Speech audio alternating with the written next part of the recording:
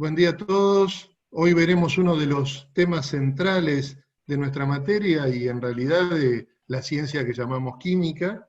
Se trata del tema de estequiometría, muchos de ustedes ya lo han desarrollado parcialmente en las clases presenciales, y la estequiometría en realidad mide las relaciones que hay entre las cantidades de las sustancias que participan en los procesos químicos.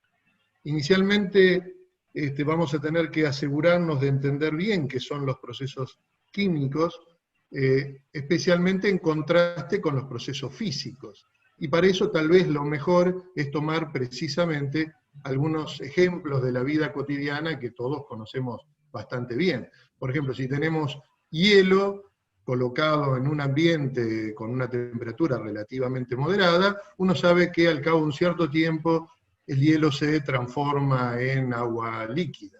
Lo que sabemos con certeza es que en ambos casos la sustancia queda perfectamente representada por la fórmula H2O, la fórmula del agua. En este caso, evidentemente, el agua que estaba en estado sólido se ha transformado en agua en estado líquido y la sustancia pura que teníamos inicialmente sigue siendo la misma. Por lo tanto, esto es un proceso físico, no hay un cambio en las sustancias puras. Entonces, en contraste con esto, encontramos los procesos químicos. Un clásico proceso químico que vemos de vez en cuando en nuestro propio ambiente es el ejemplo de un clavo de hierro. Ustedes saben bien, un clavo de hierro tiene ciertas propiedades que permiten usarlo como tal, es lustroso, es suficientemente fuerte como para perforar una pared o un objeto relativamente duro, y ese hierro queda representado por precisamente el símbolo del hierro que ponemos acá. Si uno deja ese hierro en un ambiente abierto, sabemos que al cabo de un cierto tiempo ese hierro probablemente nos va a quedar de este modo. Ha cambiado, por lo menos superficialmente, su aspecto de una manera significativa, y uno dice cotidianamente que lo que ha ocurrido es que el hierro se oxidó. Precisamente esto nuevo depositado sobre el hierro tiene propiedades muy distintas al hierro original. Claramente, si el hierro estuviera completamente oxidado, es imposible usarlo como clavo. Se rompería simplemente con un martillazo leve.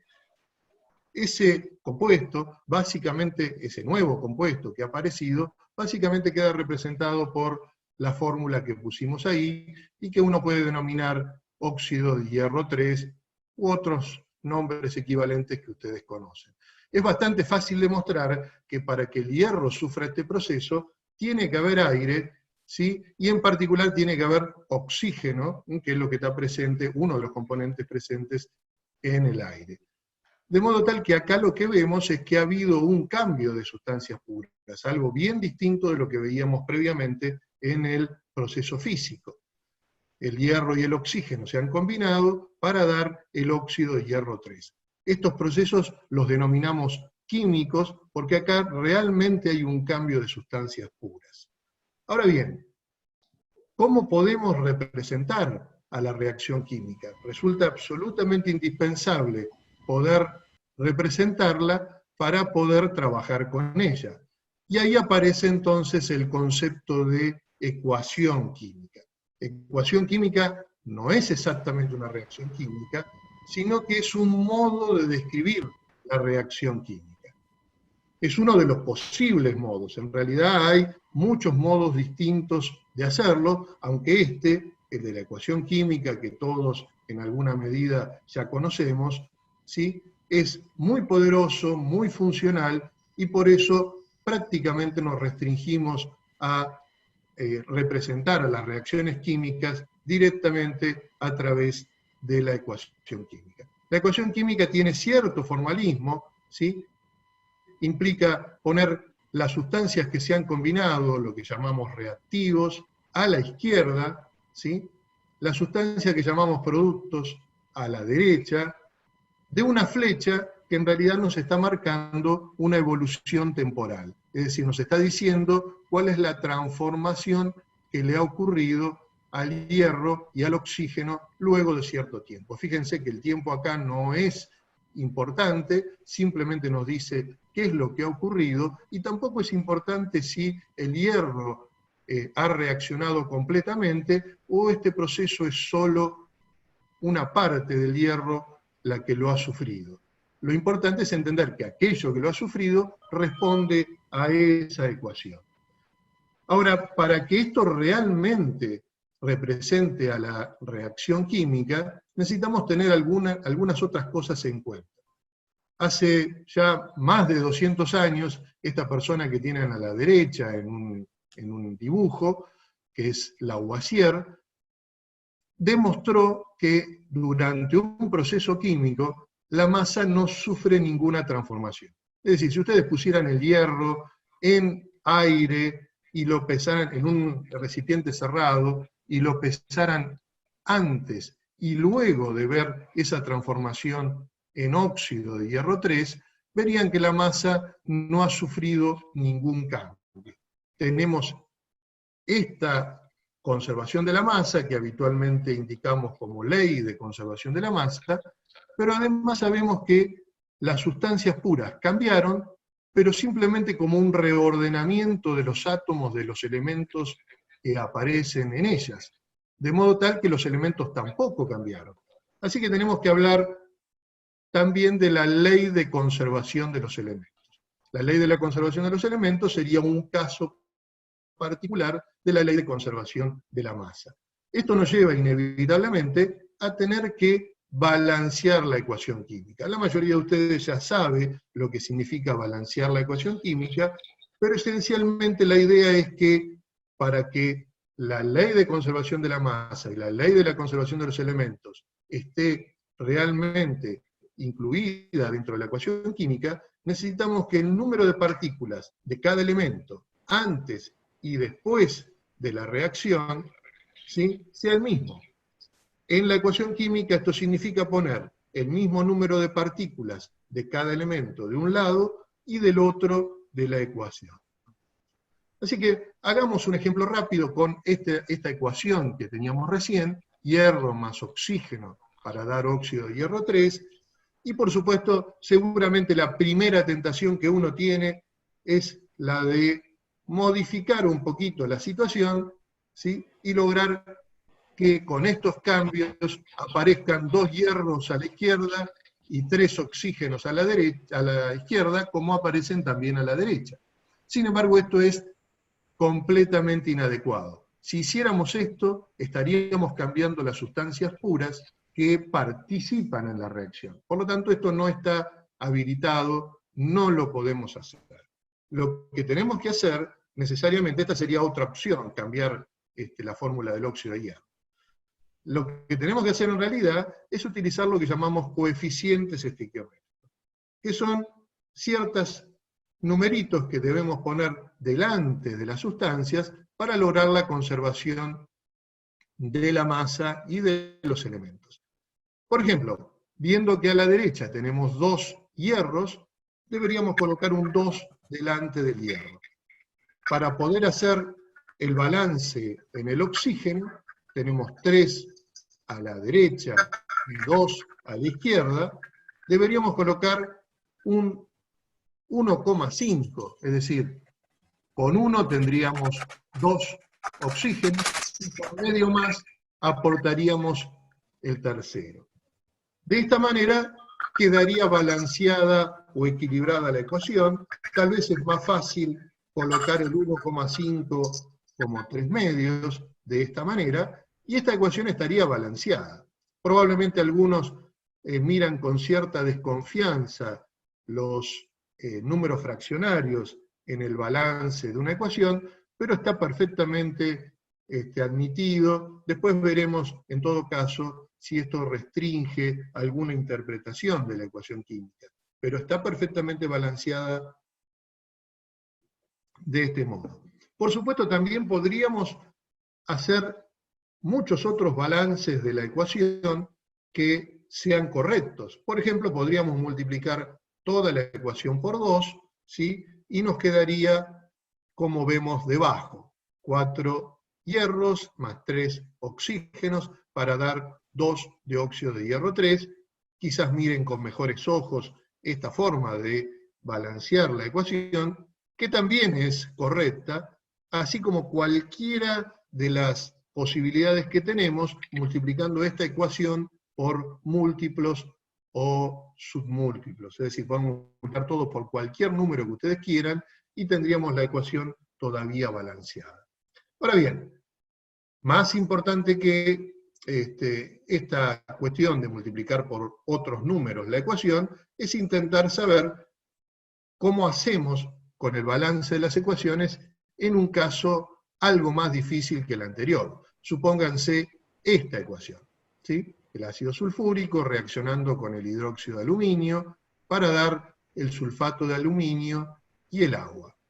En este caso, la recomendación por el momento, hasta que aprendamos a usar alguna método específica, es tratar de comenzar por los elementos que aparecen el menor número de veces. Fíjense que el aluminio solo aparece 2 veces, uno a derecha y uno a izquierda, y el azufre aparece solo una vez a la derecha y a la izquierda. No me refiero al número de partículas, sino en realidad a la cantidad de sustancias puras que contienen a esos elementos.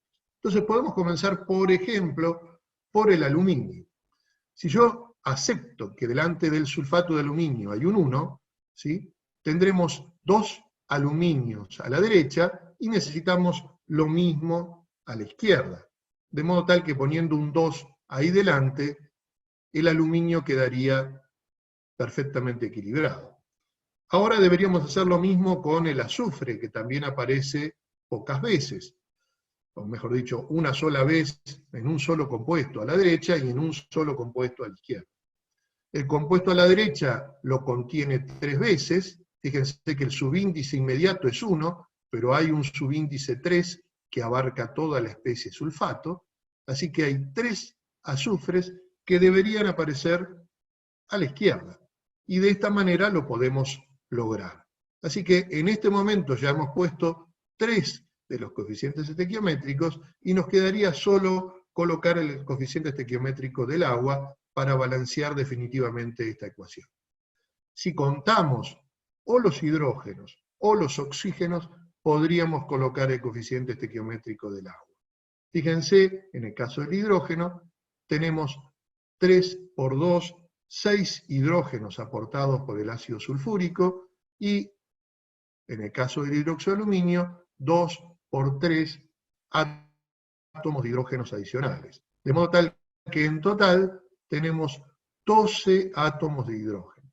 Del otro lado deberían aparecer esos 12 hidrógenos, y la manera es a través de un 6 como coeficiente estequiométrico. Así que nos queda perfectamente bien balanceada esta ecuación. Vamos a hacer un ejemplo más. Por ejemplo, el óxido de aluminio más el ácido clorhídrico para dar cloruro de aluminio y agua. Otra vez hacemos lo mismo. Comenzamos por los elementos que aparecen menos veces. El aluminio es uno de ellos. Podemos colocar un 2 delante del cloruro de aluminio para igualar los aluminios que tenemos a un lado y al otro, pero esto nos obliga a colocar un 6 delante del clorhídrico para igualar los átomos de cloro. Ese 6 nos va a permitir darnos cuenta que tenemos que poner un 3 delante del agua para que el número de átomos de hidrógeno, pero también el de oxígeno, quede equilibrado. Ustedes podrán hacer otros ejemplos para dejar definitivamente incorporado este proceso de balanceo, que en este momento hacemos de manera completamente intuitiva, sin aplicar ninguna metodología específica, aunque existen metodologías específicas, y en algunas reacciones es conveniente utilizarlo, como veremos un poco más adelante. Muy bien, ahora, ¿qué significa la ecuación química? En verdad, la ecuación química simplemente es un reordenamiento de átomos, y como es un reordenamiento de átomos, nos va a permitir, en algunos casos, completar una ecuación química que esté parcialmente escrita.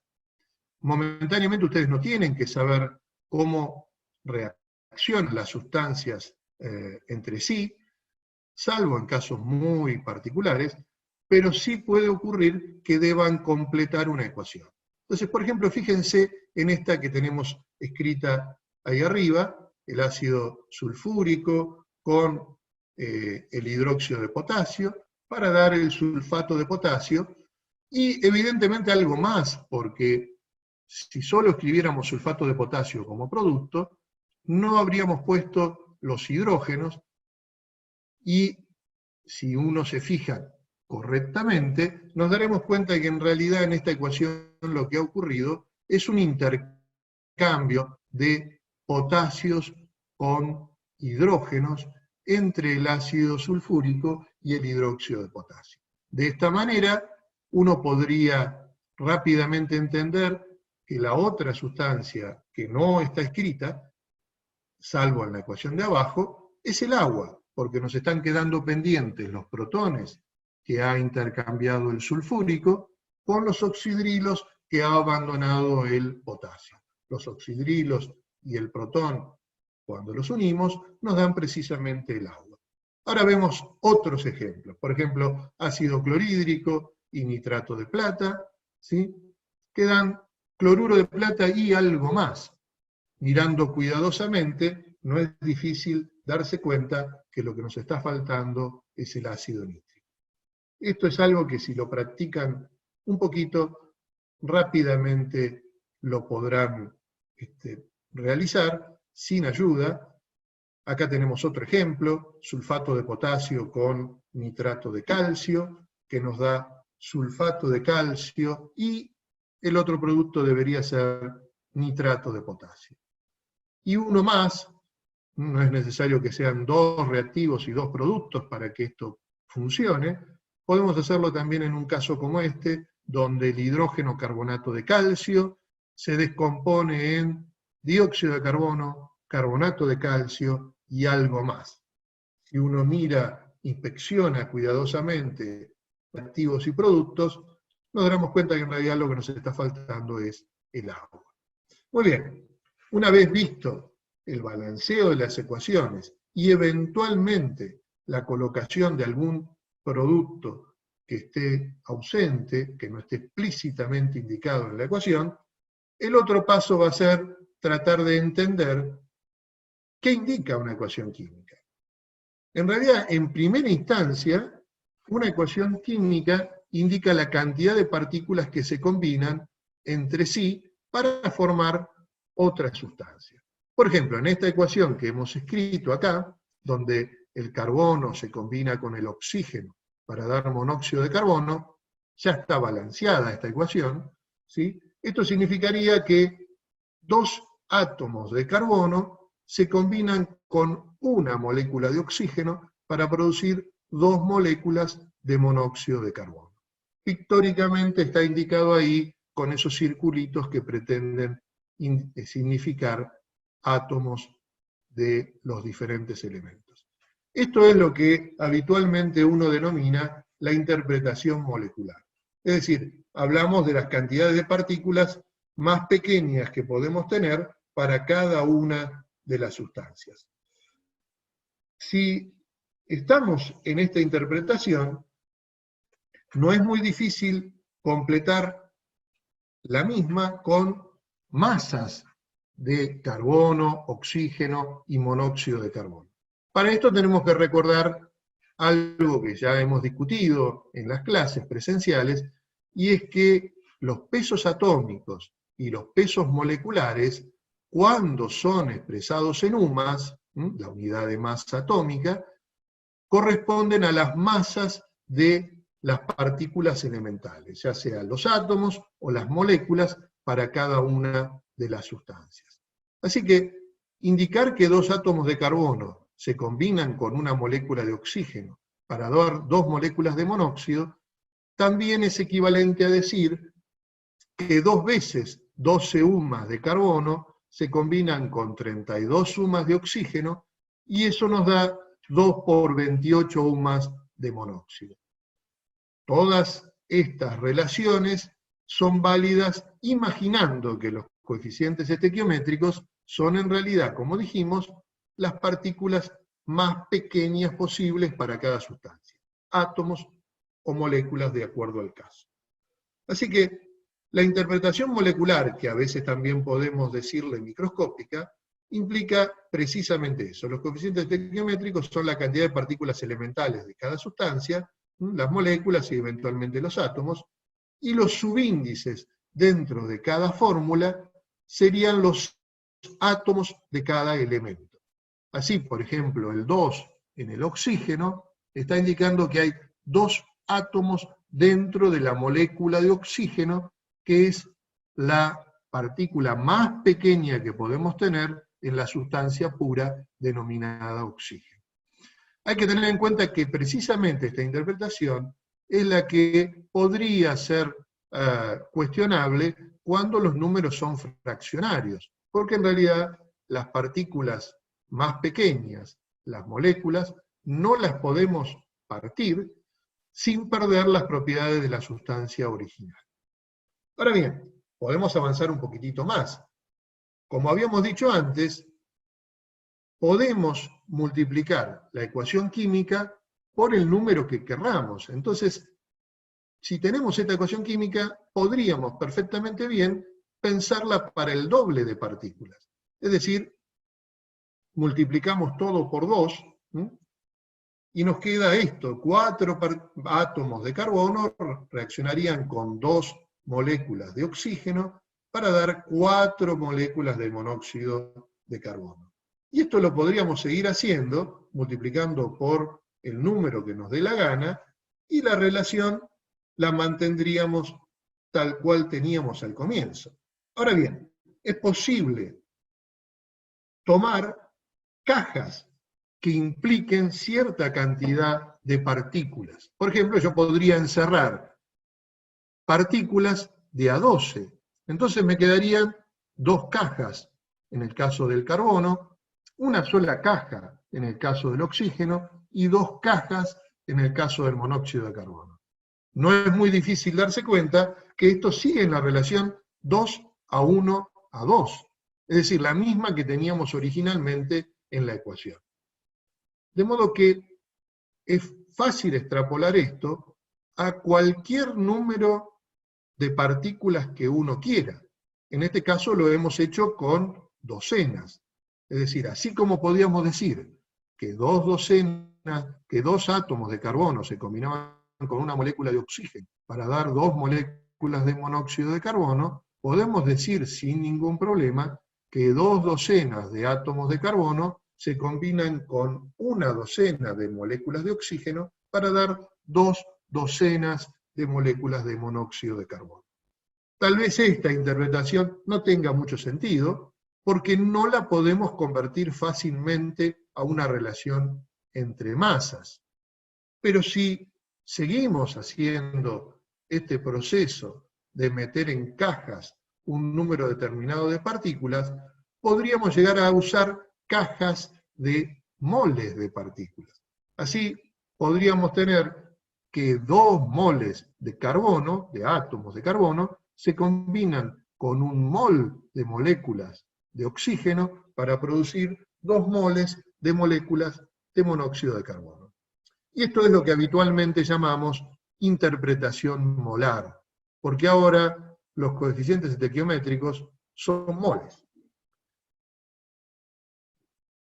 En esta interpretación, en la interpretación molar, también podemos hacer una serie de relaciones rápidamente con las masas. Esto es porque, como aprendimos en su momento, los pesos atómicos relativos y los pesos moleculares relativos, cuando son expresados en gramos, indican la masa de moles de átomos o moles de moléculas respectivamente. Así que, en verdad, fíjense todas las relaciones que podríamos hacer imaginando que los coeficientes estequiométricos son moles ahora. Podemos decir no solo que 2 moles de átomos de carbono se combinan con 1 mol de moléculas de oxígeno para dar 2 moles de moléculas de monóxido, sino que también podemos decir que 2 por 12 gramos de carbono se combinan con 32 gramos de oxígeno para dar 2 por 28 gramos de monóxido.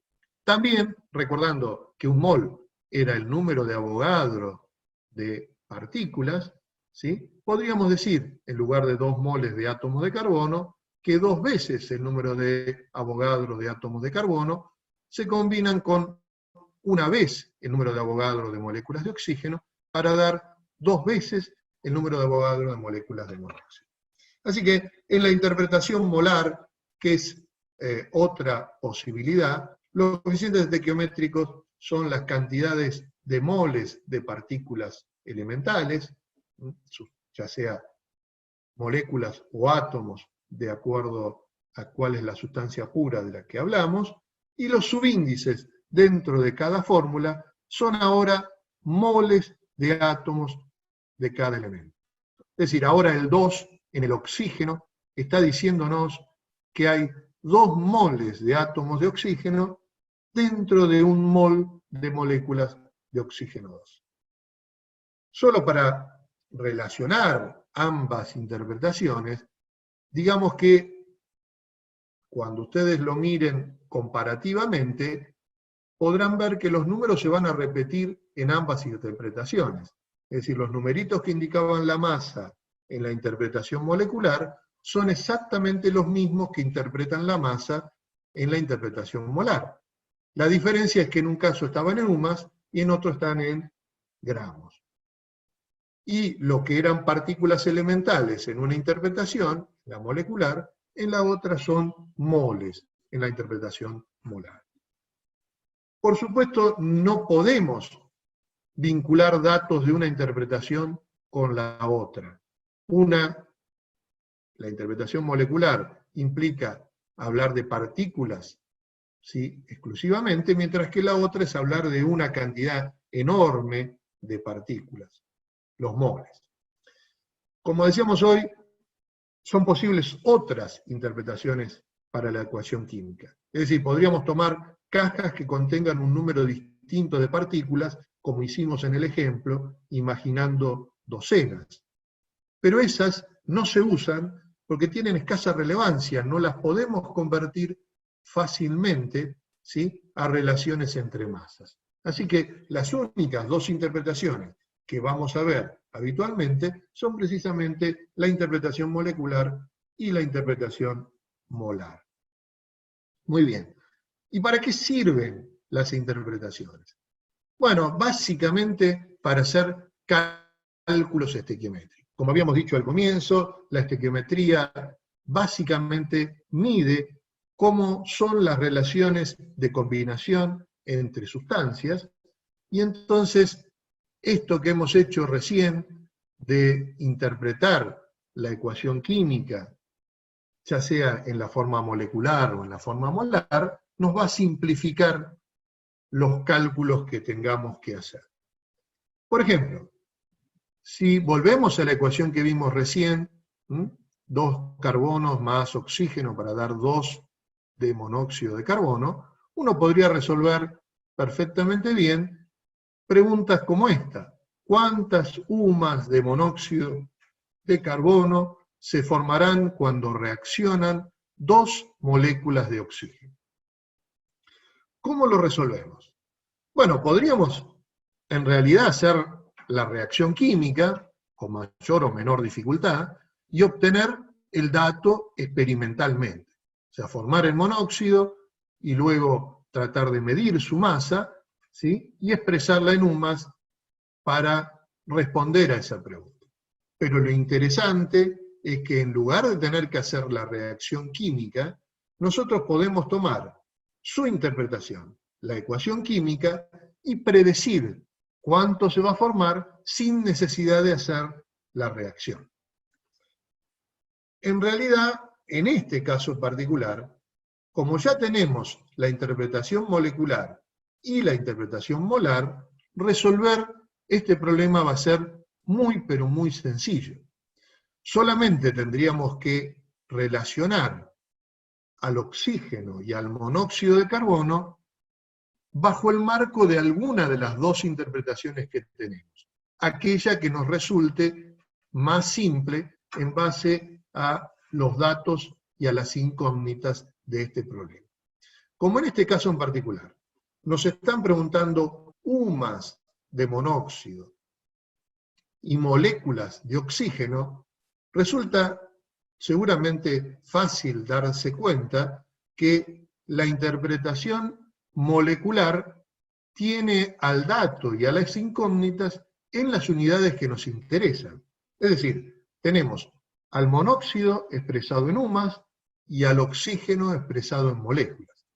Así que para resolver este problema estequiométrico, lo que hacemos es primero indicar lo que dice la ecuación.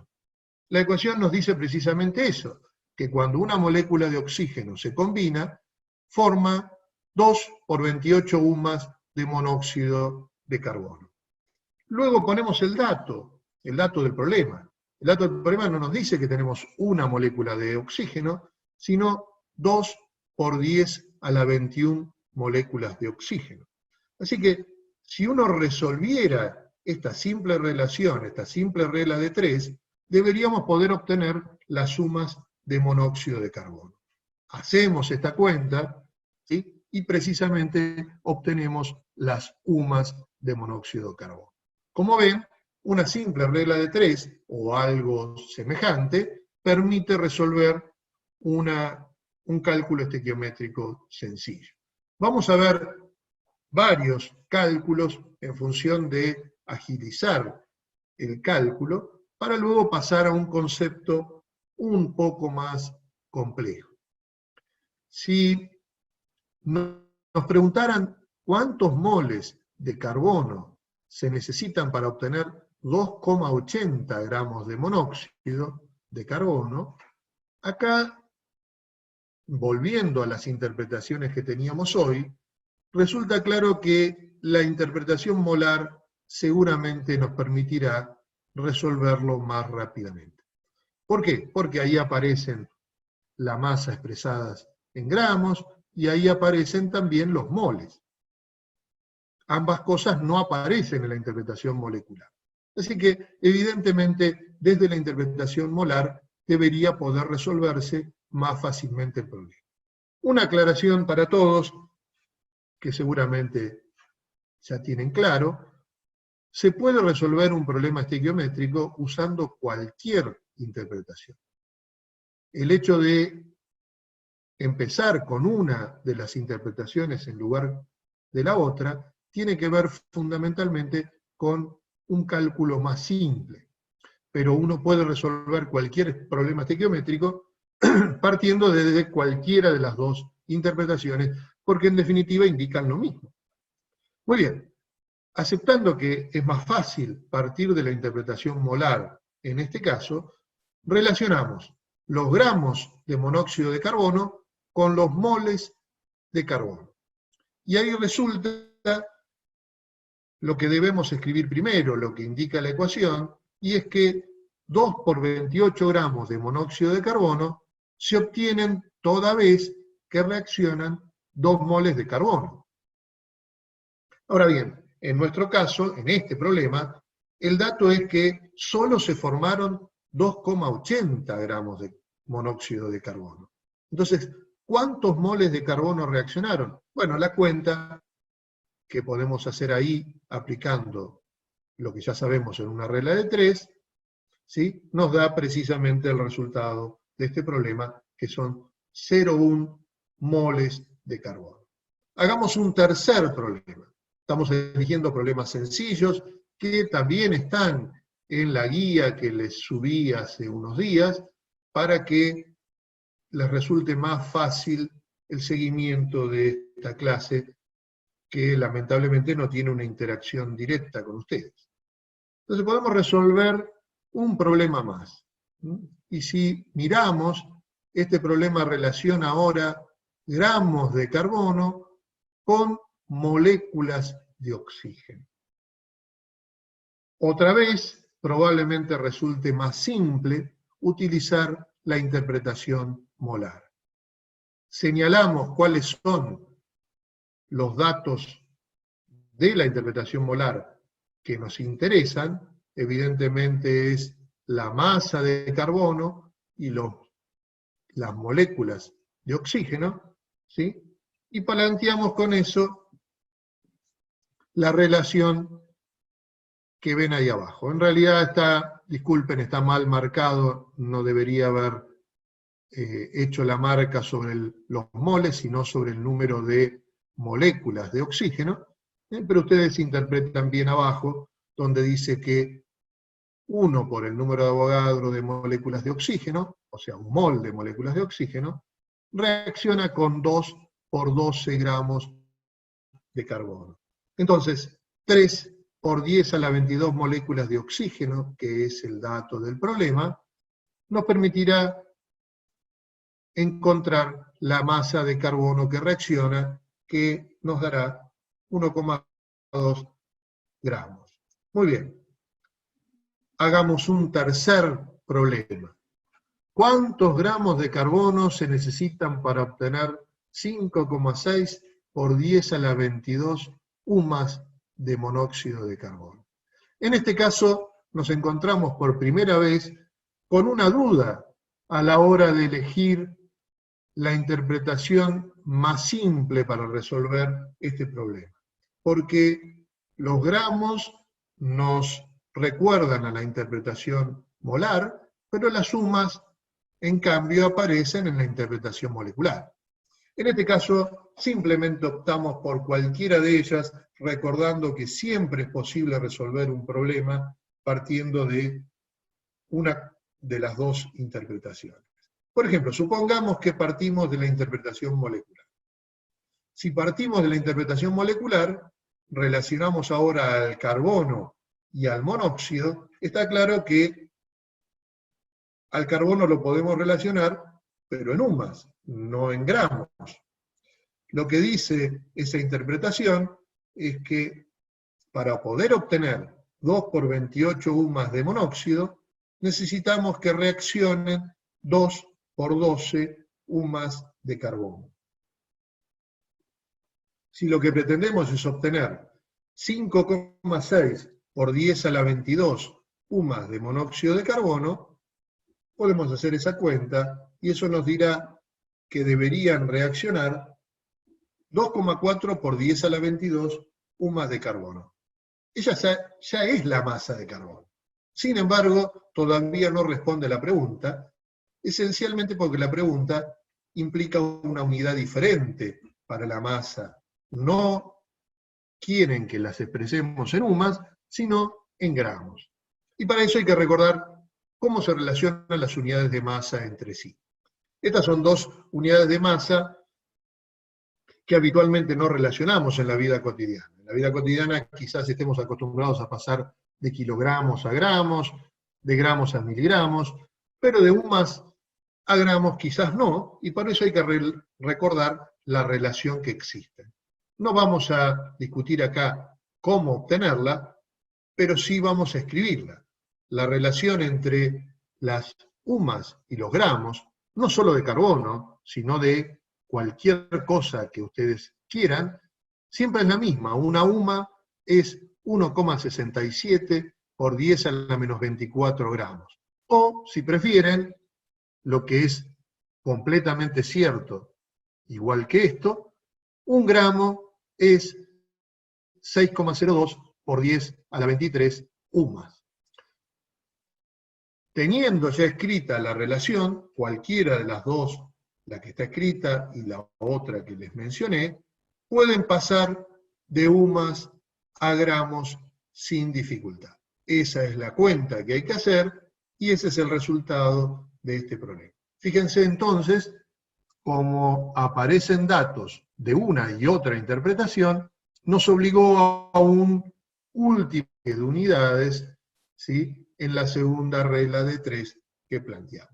Haremos un último problema de este tipo, como para que quede claro.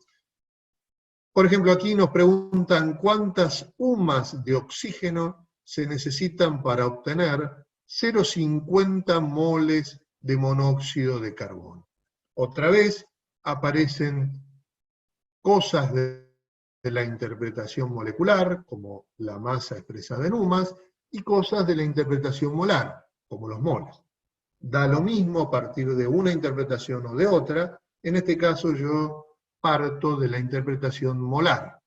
Sería bueno que ustedes intenten hacerlo partiendo de la otra interpretación para comprender que el resultado da exactamente igual. Entonces, ¿qué debemos relacionar entre sí en esta interpretación? Por supuesto, los moles de monóxido, pero para el oxígeno no tenemos la masa en UMAS, sino que tenemos la masa en gramos. Eso es precisamente lo que relacionamos entre sí. Así que, para poder obtener 2 moles de monóxido de carbono, dice la ecuación que deberían reaccionar 32 gramos de oxígeno. Ahora bien, en este caso, nosotros pretendemos obtener solo 0,50 moles de monóxido de carbono. Para obtener esa cantidad, la regla de 3 nos dice que deberían reaccionar 8 gramos de oxígeno. Esto ya sería el resultado de no ser porque nos piden otra unidad. La unidad es la UMA. Y ya aprendimos hace un ratito la relación entre las UMAs y los gramos. Así que, escribiendo esa relación, la otra opción para escribir esta relación, ¿sí? Disculpen ahí, del lado derecho dice UMAs de carbono, obviamente es UMA de oxígeno, no de carbono. Así que, con 1 gramo de oxígeno, su equivalente es 6,022 por 10 a la 23 UMAs de oxígeno. Los 8 gramos de oxígeno corresponden a ese número de UMAs de oxígeno. Muy bien, si yo tuviera escritas las interpretaciones moleculares y molares, en general sería muy sencillo resolver un problema de estequiometría, al menos estos problemas que son los más básicos en la estequiometría. Habitualmente no tenemos las interpretaciones, sino que lo que vamos a recibir es un problema escrito como en esta transparencia. Por ejemplo, en un parcial seguramente ustedes tendrían algo así. Nos dan un proceso y nos preguntan algunas cosas en torno a este proceso. En este caso, por ejemplo, el proceso es aluminio con ácido clorhídrico que nos da cloruro de aluminio e hidrógeno. Y nos preguntan algunas cosas como la masa en gramos de clorhídrico que reaccionará con 0,150 moles de aluminio. ¿Cómo resolvemos esto? Por supuesto, podríamos escribir toda la interpretación molecular, escribir toda la interpretación molar y estar en la misma situación que estábamos al resolver el problema anterior. Sin embargo, habitualmente esto no es muy práctico y nos llevaría muchísimo tiempo. Lo más simple es tratar de escribir aquella interpretación o la parte de la interpretación que nos interesa específicamente para resolver ese problema. Por supuesto, antes que nada, debemos balancear la ecuación. Les pido, por favor, que luego lo hagan ustedes usando un poco el procedimiento que ya discutimos hace un rato, pero esta ecuación podría quedar balanceada o bien con los números fraccionarios, o bien con números enteros, tal cual aparece aquí en la ecuación. Podemos usar cualquiera de los dos, pero en función de que quede habilitada la interpretación molecular, vamos a escribir este balanceo con números enteros. Intentemos entonces resolver el primer inciso, el inciso A. Es evidente que, como hablan de moles y de gramos, lo más simple sería utilizar la interpretación molar de la ecuación para vincular al clorhídrico con el aluminio.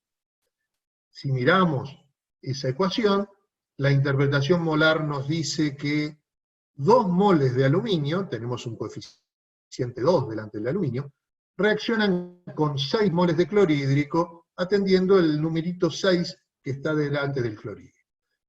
Esta es la relación que nos dice la ecuación, es nuestro punto de partida. Tal vez convenga convertir el clorhídrico a la unidad que nos dan, porque en realidad no nos preguntan los moles de clorhídrico, sino la masa de clorhídrico. Entonces, conviene transformar esa relación en esta relación, en la cual lo que hemos hecho es colocar el peso o la masa de un mol de ácido clorhídrico. Recuerden, ya lo vimos, lo discutimos incluso en esta misma clase, el peso molecular relativo expresado en gramos es la masa de un mol. Así que 2 moles de aluminio reaccionan con 6 por 36,5 gramos de ácido clorhídrico. En nuestro caso, reaccionan 0,150 moles de aluminio. Obviamente lo hará con una cantidad distinta de clorhídrico que surge de la regla de 3. Y esto nos da 16,4 gramos.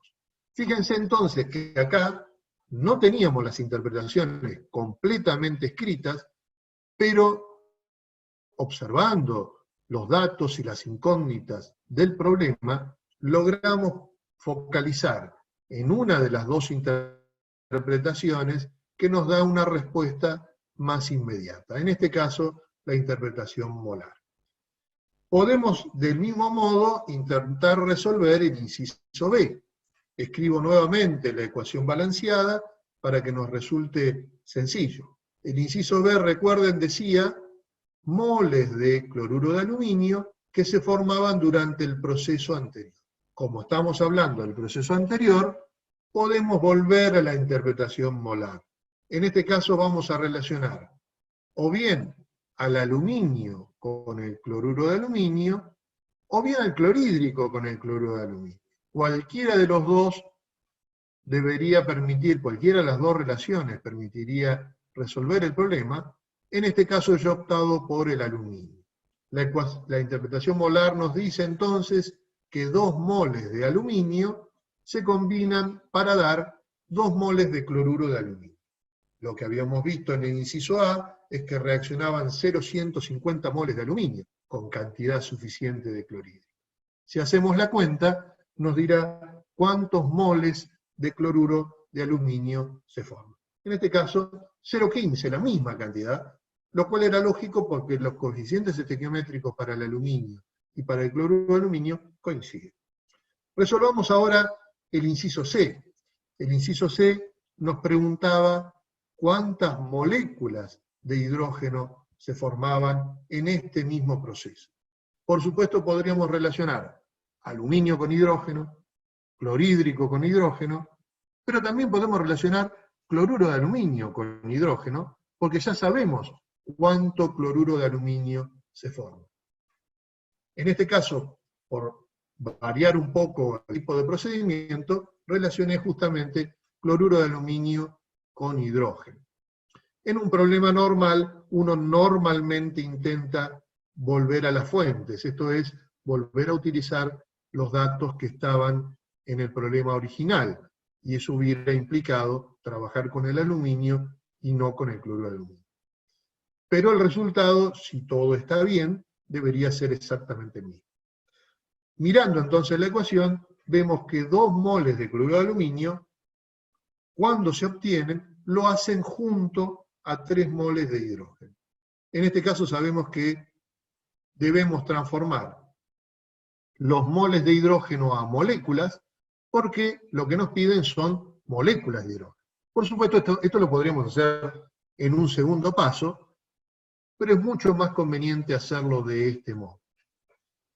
Así que 2 moles de cloruro de aluminio reaccionan con 3 veces el número de Avogadro de moléculas, se obtienen con 3 veces el número de Avogadro de moléculas de hidrógeno. Para los moles de aluminio, de cloruro de aluminio que sabemos que se obtienen, ¿sí?, le corresponderán esta cantidad de moléculas de hidrógeno que vemos en la transparencia, 1,35 por 10 a la 23. Decíamos entonces que, aún sin conocer la interpretación molar y la interpretación molecular explícitamente, podemos resolver los problemas focalizándonos en los datos que tenemos y en las incógnitas del problema. Muy bien, por supuesto, debemos hacer muchos problemas para que esto quede operativamente aprendido. Uno puede aprender o entender qué es lo que hemos hecho, pero luego es importante que ustedes logren cierta independencia para resolverlos, y esto se logra con prácticas permanentes. Vamos a avanzar un poquitito más. Ya entramos en un tema que algunas comisiones no alcanzaron a ver en las clases presenciales, que es cuándo dejará de reaccionar, ¿sí?, dos sustancias determinadas, y que implica el concepto del reactivo limitante. Lo que quiero decir con esto es que hasta el momento, por ejemplo, nos decían cuánto reaccionaba de uno de los reactivos, en el ejemplo que está escrito, por ejemplo, cuánto reaccionaba de aluminio, y nos preguntaban, o bien, qué cantidad se formaban de clorhídrico, o qué cantidad se formaba de uno de los productos, pongamos el hidrógeno, ¿sí? También podía ser al revés, que nos dieran la cantidad de clorhídrico y que nos preguntaran cuánto reaccionaba de aluminio, o cuánto se formaba de alguno de los productos. Pero no hemos visto, hasta el momento, qué ocurre si uno mezcla una cantidad determinada de un reactivo con una cantidad del otro reactivo que no necesariamente estén en cantidad estequiométrica. Es decir, los mezclamos, pero ¿van a reaccionar completamente? Y si reaccionan, ¿cuánto se forma? Bueno, este tipo de problemas todavía no lo habíamos resuelto. Hasta el momento habíamos resuelto solo problemas más elementales, más simples, que implicaban relaciones directas entre un reactivo y otro reactivo, o entre un reactivo y un producto. Por supuesto, si mezclamos cantidades cualesquiera, lo más razonable es que no reaccionen completamente. Intuitivamente uno se da cuenta que si mezcla una cantidad cualquiera de un reactivo con una cantidad cualquiera del otro, lo más probable es que no reaccionen completamente. Y esa respuesta intuitiva probablemente esté basado en algunas cosas que hacemos en la vida cotidiana.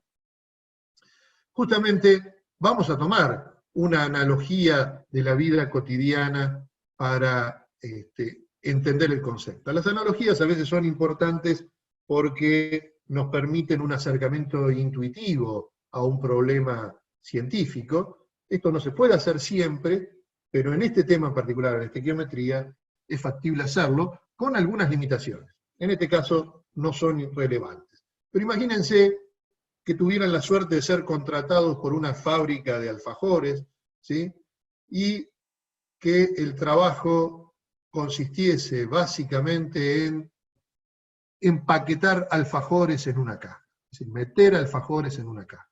Cajas de 6 alfajores. Les aclaro que la imagen que tienen ahí no responde a una fábrica de alfajores que nos haya financiado la clase, simplemente es la única imagen que encontré accesible, fácilmente accesible, con 6 alfajores. Así que imagínense que lo que tenemos que hacer es empaquetar de a 6 alfajores. En definitiva, nos estaríamos teniendo una ecuación que simboliza el proceso, una muy parecida a las ecuaciones químicas que vimos hoy, pero ahora una ecuación para empaquetar alfajores. Es decir, si tenemos una caja vacía y 6 alfajores, obtendremos una caja llena. Hasta el momento, digo en la estequiometría, hemos resuelto cuestiones como esta. Si tengo un cierto número de cajas vacías, ¿cuántos alfajores necesito? Por supuesto, es fácil darse cuenta de lo que hay que hacer, es simplemente una relación muy parecida a las estequiometrías que vimos hace un rato, donde cada caja va a demandar 6 alfajores, las 5 cajas nos demandarán 30 alfajores en este caso. Por supuesto, la pregunta también podría ser, ¿cuántas cajas llenas podríamos hacer en este caso? Y en este caso nos da 5 cajas, porque suponíamos tener suficiente cantidad de alfajores para llenar las 5 cajas que teníamos. Ahora, esto es lo que vimos en la estequiometría básica hasta el momento. ¿Qué pasaría en la vida cotidiana si tenemos cajas vacías por un lado y alfajores por el otro, y nos preguntan cuántas cajas llenas necesitamos? Seguramente si se olvidan que estamos en una clase de química, esto sería muy fácil de resolver. Lo primero que habría que hacer es saber cuántas cajas vacías tenemos, cuántos alfajores tenemos, supongamos que tenemos 5 cajas vacías y supongamos que tenemos 24 alfajores, no sería muy difícil averiguar cuántas cajas llenas podríamos tener.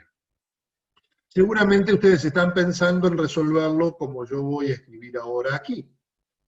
Sabemos que el proceso lo podemos simbolizar diciendo que una caja vacía más 6 alfajores da una caja llena. Entonces podemos plantear esta regla de 3. Si tenemos una caja, necesitamos 6 alfajores. Como tenemos 5 cajas, necesitaríamos 30 alfajores. Esos son los alfajores necesarios para llenar las 5 cajas vacías, ¿sí? El problema es que necesitamos 30, pero apenas tenemos 24. Nuestra existencia de alfajores es apenas 24. Es decir, tenemos menos que los que necesitamos para llenar las 5 cajas, y esto implicaría decir que nos faltan alfajores o que nos sobran cajas. En ambos casos, lo que podemos decir es que los alfajores limitan las cajas llenas a obtener. Es decir, los alfajores son el reactivo limitante, en términos de la estequiometría, ¿sí? Porque una vez que se terminen los alfajores, ya no podremos seguir llenando cajas y por lo tanto no podremos obtener más cajas llenas. Probablemente alguno pensó en una regla de 3 alternativa a la que hicimos, e igualmente válida.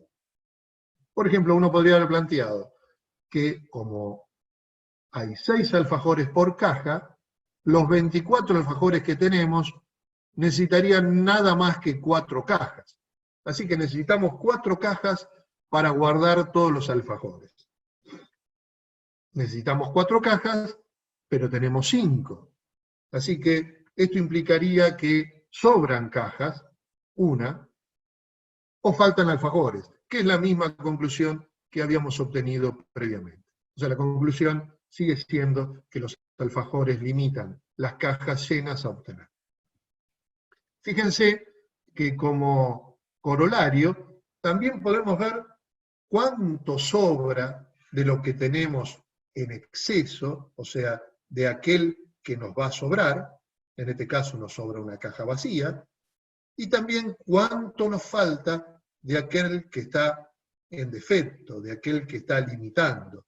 En este caso nos faltan 6 alfajores. ¿Podemos llevar esto a la estequiometría? Sí, perfectamente bien. Hay algunas limitaciones, pero en este caso nosotros no la vamos a discutir, quedará para otra oportunidad. Pero miremos cómo podemos hacer lo mismo en una estequiometría. Por ejemplo, imaginemos que dice el problema que se mezclan, fíjense que no dice reaccionan, dice se mezclan una cierta masa de cloruro de aluminio con una masa de hidróxido de potasio, 2,50 gramos de cloruro de aluminio y 4,00 gramos de hidróxido de potasio. La pregunta es, ¿qué masa en gramos de hidróxido de aluminio se obtendrá? El proceso lo podemos representar por la ecuación que está debajo. Y lo que ya sabemos es que lo primero que uno debe hacer es balancear la ecuación. Así que balanceamos la ecuación.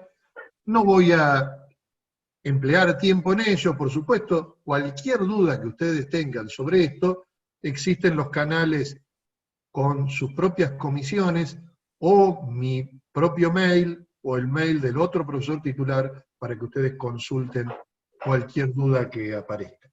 Pero la ecuación equilibrada queda así, con un 1 delante del cloruro de aluminio y del hidróxido de aluminio, y un 3 delante del hidróxido de potasio y del cloruro de potasio. Entonces, lo resolveremos de un modo muy parecido al problema de los alfajores. En el problema de los alfajores, lo primero que hacíamos era vincular la cantidad de los dos reactivos que se combinaban entre sí. En el problema de los alfajores, obviamente, era la cantidad de alfajores indicada por la ecuación y la cantidad de cajas vacías indicadas por la ecuación. Lo mismo hacemos acá, ¿sí? Lo que vamos a relacionar es la cantidad de cloruro de aluminio con la cantidad de hidróxido de potasio. Antes de hacerlo, presentamos el problema. Por un lado sabemos la existencia que tenemos de cloruro de aluminio y de hidróxido de potasio, lo que nos dice el problema, y por otro lado la incógnita, que son los gramos de hidróxido de aluminio que obtendremos. Entonces, hagamos el cálculo para ver cuál es el reactivo limitante, cuál es el reactivo en defecto. En verdad, en el problema nos dicen que un mol de cloruro de aluminio reacciona con 3 moles de hidróxido de potasio. Convertimos esto a masa. ¿Por qué a masa? Porque los datos que nos da el problema están precisamente en masa. Entonces, la pregunta que nos podríamos hacer ahora, muy parecida al caso de los alfajores, es ¿qué masa de hidróxido de potasio es necesaria para reaccionar con todo lo que tenemos de cloruro de aluminio, que son 2,50 gramos?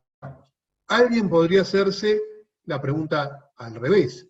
¿Qué masa de cloruro de aluminio es necesario para reaccionar con todo lo que tenemos de hidróxido de potasio, que son 4 gramos? En verdad, si partimos de la primera, ¿qué masa de hidróxido de potasio es necesaria para reaccionar con los 2,50 gramos de cloruro de aluminio? Nuestra regla de 3 sería la que escribimos ahora. Los 136,5 gramos de cloruro de aluminio reaccionan con 3 por 56 gramos de hidróxido de potasio. Los 2,50 gramos de cloruro de aluminio reaccionarán con 3,08 gramos de hidróxido de potasio. Es decir, ahora sabemos cuánto necesitamos de hidróxido de potasio, 3,08 gramos, y también cuánto tenemos de hidróxido de potasio, 4 gramos de hidróxido de potasio. Así que, como la cantidad que tenemos de hidróxido de potasio es mayor a la que necesitamos, es evidente que ese reactivo está en exceso. Tenemos mayor cantidad que la necesaria. Y es el otro, el cloruro de aluminio, el reactivo que limita la reacción. Como dijimos, podríamos haber llegado a la misma conclusión con la otra pregunta.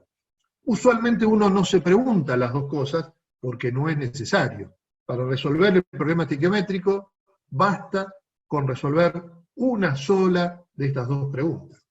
Pero acá, simplemente para mostrarlo, lo resolvemos también para la otra pregunta. Entonces volvemos a plantear la relación entre hidróxido de potasio y cloruro de aluminio, indicada por la ecuación química, y luego nos preguntamos qué masa de cloruro de aluminio reaccionará con todo lo que tenemos de hidróxido de potasio, que son los 4 gramos. Esto nos da 3,25 gramos de cloruro de aluminio. Es decir, necesitamos 3,25 gramos de cloruro de aluminio, pero tenemos solamente 2,50. Así que es evidente que tenemos menos que lo que necesitamos, y por lo tanto el cloruro de aluminio es el reactivo limitante, el reactivo en defecto. Y es el otro, el reactivo en exceso, que es exactamente la misma conclusión que ya habíamos obtenido. Ahora bien, la pregunta del problema no era cuál era el reactivo en defecto, o cuál era el reactivo limitante. Esto era absolutamente necesario para poder avanzar y resolverlo.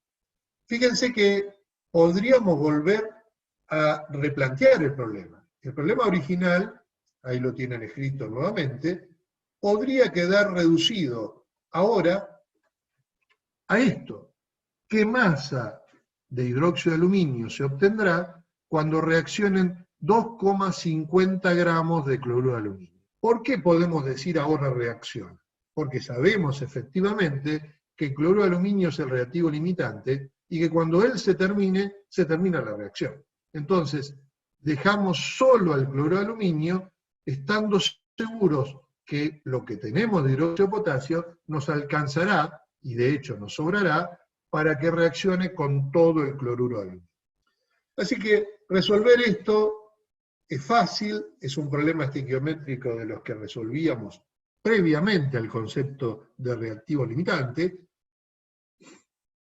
y también lo podríamos haber planteado de esta manera, porque sabemos que del hidróxido de potasio, si bien mezclamos 4 gramos, solo van a reaccionar 3,08 gramos. Así que cualquiera de estos dos planteos que escribimos recién nos permitirían resolver el problema. Usualmente uno trabaja con el reactivo que está en defecto, el reactivo limitante, con la cantidad que pusimos del reactivo limitante, pero también lo podríamos resolver con la cantidad que reacciona, ¿sí?, del reactivo en exceso. Resolvemos entonces el problema. Ahora lo que hacemos es relacionar al cloruro de aluminio con el hidróxido de aluminio, que es el producto del cual nos están preguntando la masa. Reemplazamos el mol por el peso molecular en gramos, de modo tal que sabemos que cuando reaccionen 136,5 gramos de cloruro de aluminio, se formarán 78 gramos de hidróxido de aluminio. Cuando reaccionen los 2,50 gramos de cloruro de aluminio, voy a repetir una vez más, probablemente los canse, pero podemos escribir eso porque sabemos que el cloruro de aluminio es el reactivo que está en defecto, el reactivo limitante. Los 2,50 gramos realmente van a reaccionar por completo. Cuando reaccionen se formarán 1,42 gramos de hidróxido de aluminio, que es el resultado de este problema. Para mostrar de algún modo cómo resolver estos problemas, para dejar sentado cuál es el procedimiento, cuáles son los pasos, a mí me gusta dejar por el momento expresado que estos problemas que son directos, le llamo directo a los problemas donde los datos que nos dan son sobre los reactivos y las incógnitas son sobre los productos, estos problemas se pueden resolver con una serie de pasos que son los siguientes.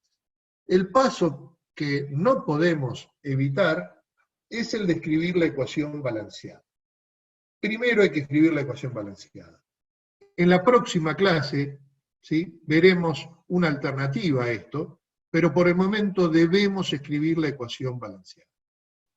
Una vez escrita la ecuación balanceada, debemos determinar el reactivo limitante. Y para determinar el reactivo limitante, tenemos que relacionar a través de la ecuación a los dos reactivos que tenemos, a las cantidades que se mezclaron de los dos reactivos que tenemos, y eso nos permitirá obtener el reactivo limitante de un modo semejante a lo que hicimos hace unos minutos.